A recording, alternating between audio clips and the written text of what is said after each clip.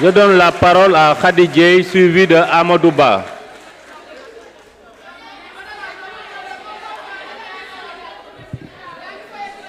Je donne la parole à Khady Dieye, suivi de Amadou Ba.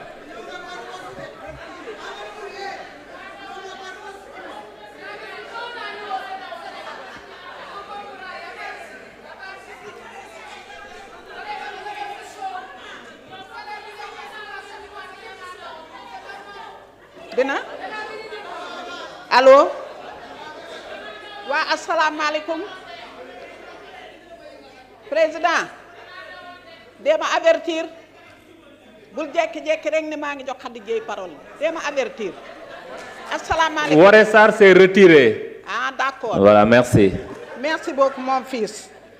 ma ne asalaamaaleykum man damay rendre hommage le président Abdoulaye Wade mi nga xam ne nag lu mu laal moo gën lu mu laalul ku bëgg a falu demal ci moom président Abdoulaye Wade ma ne HCCT moom dañu woon waa PDS buñ ko wote amul benn PDS boo xam ne dem nga ca sa département wote ji ko kon ñun ànduñu ci woon d'accorduñ ci woon kon tey jii loolu du nekk problème ci ñun dama leen di nettali nag ndax man conseil économique et social fa laa nekkoon falan ma faloon conseil économique et social ba ma fay nekk man 80 membres yi yépp dafa jóge ci syndicalistes yi jóge ci société yi jóge ci organisation yi jóge itam ci syndicalistes yi foofu la ñu jóge woon 80 membres yi 20 membres yi moo jóge woon présidence man nag ma bokkoon ca représenté nag ñiy defar araw yi ñiy defar cere yi ñiy defar caakri yi ñi nga xam ne ñooy defar jus yi man loolu laa fa représenté woon man maay defarkatu cere bu mag bi ci Sénégal c'est le set neex booba 500000 lan ñu doon fay par weer jox ñu oto amuñu chauffeur amuñu essence bi ko Ablaye Wade yoree conseil économique et social loolu la amoon ñun ñoo daan fay suñuy chauffeur ci 500000 yi ñoo daan jënd suñuy essence ci 500000 yi parce que dañu woon ñi ma fi teg ay nit lañu yoo xam ne danoo amal njariñ askan wi kon nag ñoom man dama leen di jox indemnité mais duma leen fay salaire ndax kenn ku nekk yaa ngi ak sa entreprise wala sa société nit ku amal njariñ réew mi nga woon ñun nag ban ñu fa jëlee dañ ñoo liggéeyloo ba weer dee ñu dàq ñu nangu suñuy oto ban ñuy dàq c'était le 25 du mois ñu ne weer bii du ngeen fayeeku oto yi ñu xëy gendarmerie man de damaa toog di ndékki ma ak sama jëkkër gendarmerie ni ma kar téléphone ma ne koo kan la ñu ne ma conk ma ne conk lu may doyee suba teel ñu ne ma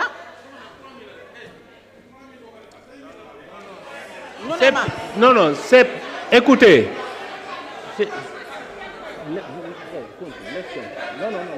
let's continue. Madame Khady Dieye, continuez. ma gaare oto ba may leen ma tuuti rek ma eggale ma gaare oto ba.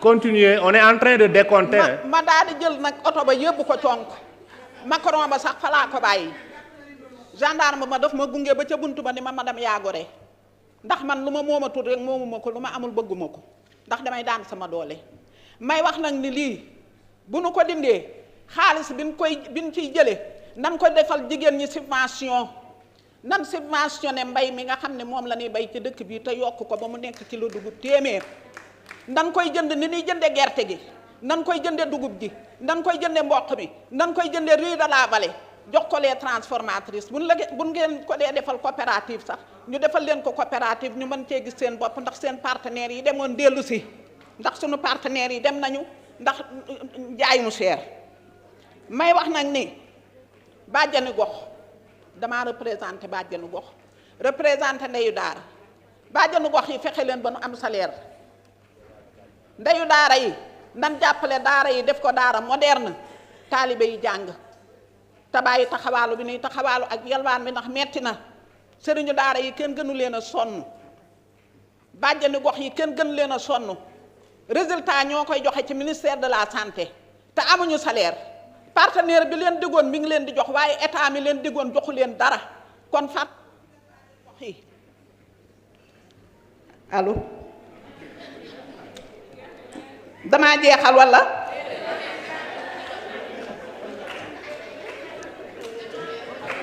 waaw ma ne may delluwaat rek nag di sant président Ablaye Wade mi nu indil parité jigéen ñi dañ daan topp ci ginnaaw góor ñi di siffler di fecc di way mësuñoo falu dara moo fi indi parité tey ba nu nekk assemblée nationale moo fi indi parité ba nu nekk tey ci biir gouvernement bi kon président Ablaye Wade dama ne góor googu kuy laaj conseil na nga ko laaj conseil ñaan lu nag ga nga xam ne moom la ñu ñëwoon ñaan lu ko nan ko def conseiller mu defaraat réew mi jibbanti ko ndax sonn nañu président Ablaye Wade mi ngi toog xelam a ngi fi demul fenn xelam demul fenn lu mu ñaan mu nangu waaye lu mu conseiller itam boo ca tegee sa tànk jaar fa neex askan bi kon nag jërë ngeen jëf. Merci. Je donne la parole à Amadou Ba, suivi de Ndari Loum.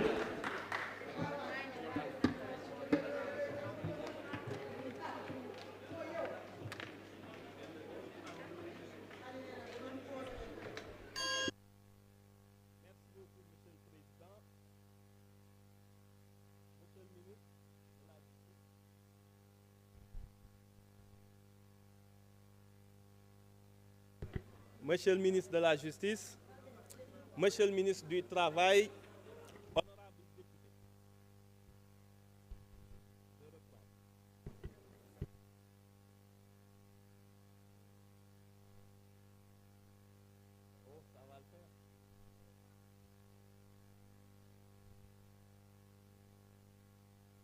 Monsieur le Président,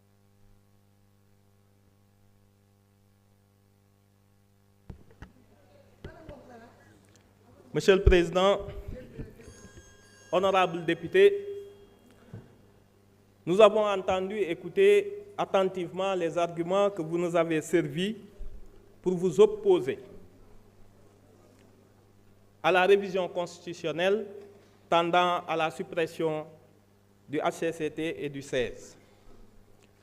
Essayons de poser le débat calmement et autrement, au lieu de tirer la conclusion selon laquelle, hâtive, que ce serait un traquenard politique ou un piège électoral. Le HCCT est une anomalie constitutionnelle et vous le savez mieux que moi. Cette institution a été créée pour prendre la place du Sénat qui a été supprimé. C'est un Sénat. Si vous regardez sa composition, c'est la même composition que l'ancien Sénat. Des membres élus au suffrage universel indirect et l'autre groupe nommé par le président de la République. Le Sénat avait pour fonction d'assurer la représentation des collectivités locales. Le HCCT est chargé de donner son avis motivé sur toutes les politiques de décentralisation et de servir d'instance de dialogue des collectivités. Quelle est la différence? Aucune.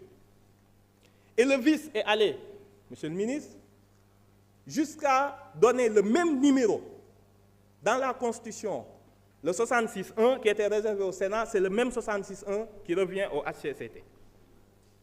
Maintenant, la question qui se pose, et c'est de là que dérive l'anomalie. Comment une institution investie du suffrage universel, même indirect, peut se retrouver cantonné à un rôle d'organe consultatif? Il n'a pas de compétence délibérative. C'est une anomalie. Quand le corollaire du suffrage universel, c'est de pouvoir délibérer, mais pas de donner un avis et un rapport uniquement destiné au président de la République. C'est de cela qu'il s'agit. Et vous n'avez pas lu l'exposé de motifs de la révision. Il est dit qu'il y a une volonté de pragmatisme institutionnel et une meilleure prise de décision des pouvoirs publics. Tel que décliné, le HCCT et le 16 ne répondent pas à ces exigences. Prenons le caractère antidémocratique. Vous voyez le HCCT et le 16, un organe délibérant dont le président est nommé et révoqué sans préavis par le président de la République. Ce n'est pas normal. Démocratique, lorsque vous gagnez les élections locales, vous avez le maximum de maires et de présidents conseillers. Vous avez les 80 membres déjà du HCCT. En plus de cela, le président se permet de nommer 70 encore. Donc le fait majoritaire tourne à l'absolutisme majoritaire. Ce n'est pas du tout démocratique dans une république. Qui plus est, analysons un peu l'efficacité de HCCT et du 16. Qui peut dire ici une loi qui a été prise, qui a été votée et qui a été inspirée par les travaux du 16 et du Conseil économique et social, malgré tous les problèmes que ce pays a connus. Le 16, le Conseil économique, social et environnemental. Le problème de la Falémé a été réglé récemment par le Premier ministre qui a suspendu l'ensemble des prospections minières autour de la Falémé. Où était le 16? Depuis 24 mois que les collectivités locales connaissent une grève sans précédent ininterrompue. Est-ce que vous avez entendu un avis motivé du HCCT? Je passe outre les problèmes d'emploi, les problèmes sanitaires, les problèmes sociaux. Voilà quelques problèmes. Et puis, on parlait du budget. Le 16 a été créé en 2012. Il a épuisé 82 milliards 735 millions et je passe le reste. Le HCCT a été créé en 2016 avec 66 milliards. Donc ces institutions, quand on vous dit c'est budgétivore, c'est vraiment 150 milliards. Merci. On ne vous demande pas de voter, mais de vous abstenir. Merci beaucoup.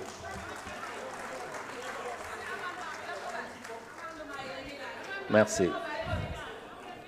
Neriloum, vous avez la parole, suivi de Marietou Dieng. Merci, Monsieur le Président de l'Assemblée nationale.